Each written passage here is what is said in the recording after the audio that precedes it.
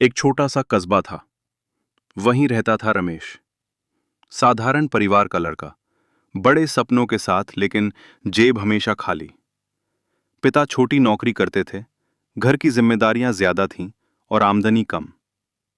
रमेश अक्सर छत पर बैठकर आसमान देखता और सोचता, क्या मेरी जिंदगी भी कभी बदलेगी?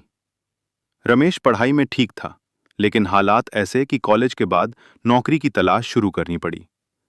कई जगह इंटरव्यू दिए, कई बार रिजेक्शन मिला। हर ना उसके आत्मविश्वास को थोड़ा और तोड़ देती। धीरे धीरे घर में तनाव बढ़ने लगा। रिश्तेदार ताने मारते, कुछ कर क्यों नहीं लेता? एक दिन बस में सफर करते हुए रमेश की मुलाकात पुराने दोस्त से हुई।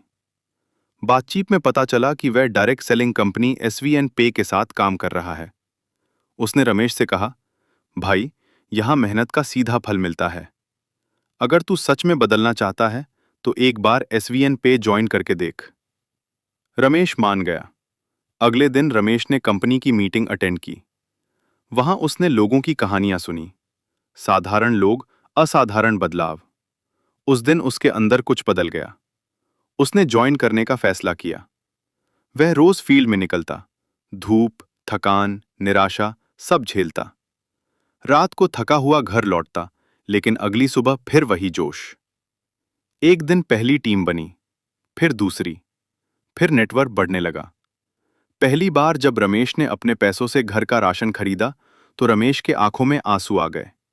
और रमेश को एसवीएन पे पर भरोसा होने लग गया था और उसे उसकी मंजिल साफ दिखाई दे रही थी।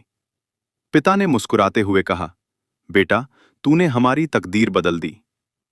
मुझे नहीं मालूम था कि एसवीएन पे से हमारी जिंदगी बदल जाएगी।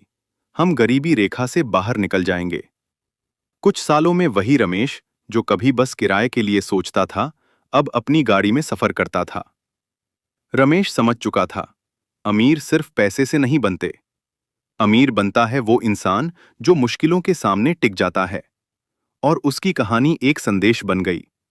हालात चाहे कितने भी छोटे क्यों न हो, अगर हिम्मत बड़ी है तो कहानी बदल सकती है। तो इस कहानी से हमें यह शिक्षा मिलती है कि हमें कभी हार नहीं माननी चाहिए।